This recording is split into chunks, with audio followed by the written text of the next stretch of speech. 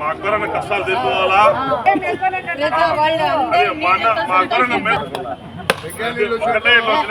అక్క కొట్టేది నేను కొట్టా నీళ్ళు వస్తాయి.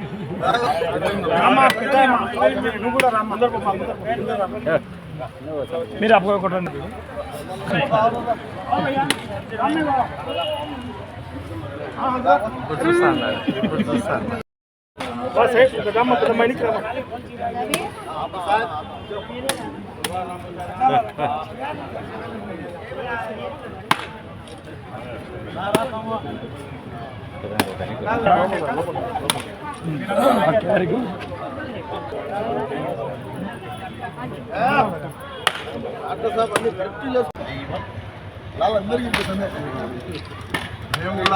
చూడు బాయ్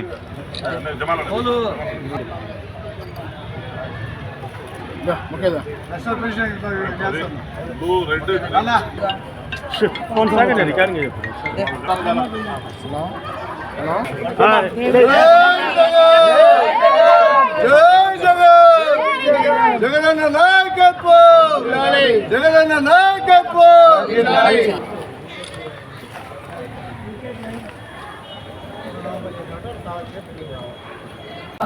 గేట్ కాదు పెట్టాల్సింది.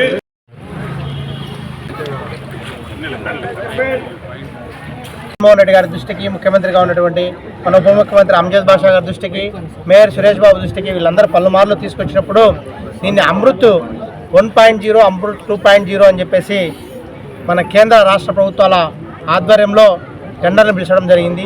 దీనికి సంబంధించి కడప నగరంలో దాదాపుగా 6 ట్యాంకీలు, అలాగే డిస్ట్రిబ్యూషన్ లైను, అలాగే మన హౌస్ హోల్డ్కు సంబంధించిన ఇంటి కనెక్షన్లు ఇచ్చే ఈ టెండర్ దాంట్లో పెట్టడం జరిగింది.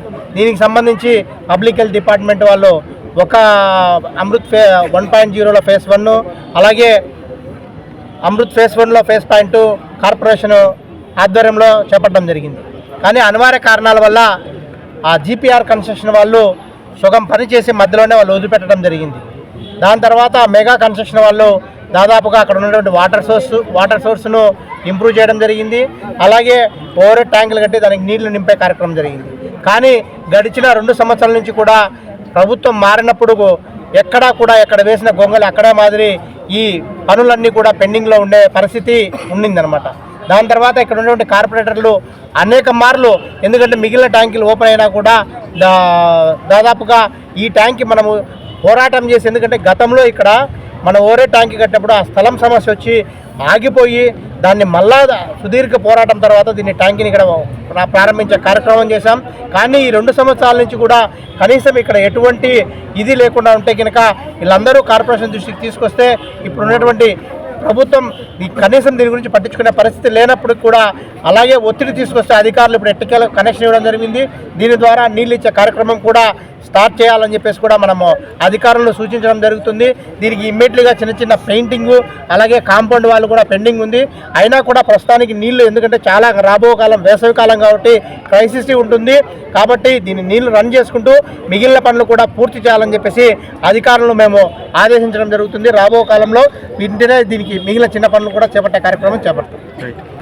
కానీ ఇక్కడ ఇప్పుడు ఇది చూస్తూ ఉంటే అందరికీ మనస్ఫూర్తిగా నా నమస్కారము.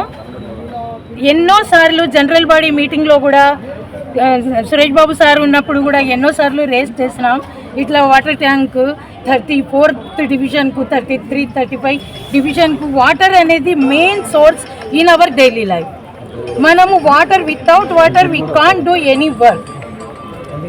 వాటర్ లేనిది ఏది చేయలేము. కానీ మన 5 fingers are not in equal position.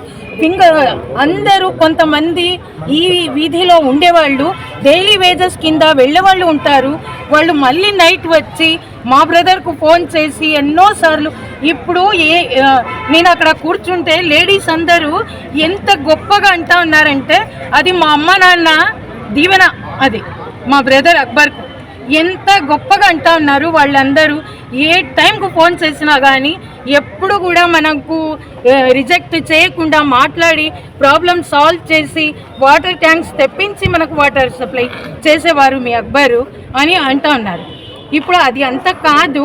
ఇప్పుడు 2 years నుంచి ఇక్కడ ఒక ఇటుక లేదు, ఒక పెయింటింగ్ లేదు, ఏమీ లేదు, లీక్ అవుతుంది, ఏమి పట్టించుకునే వాళ్ళే లేదు.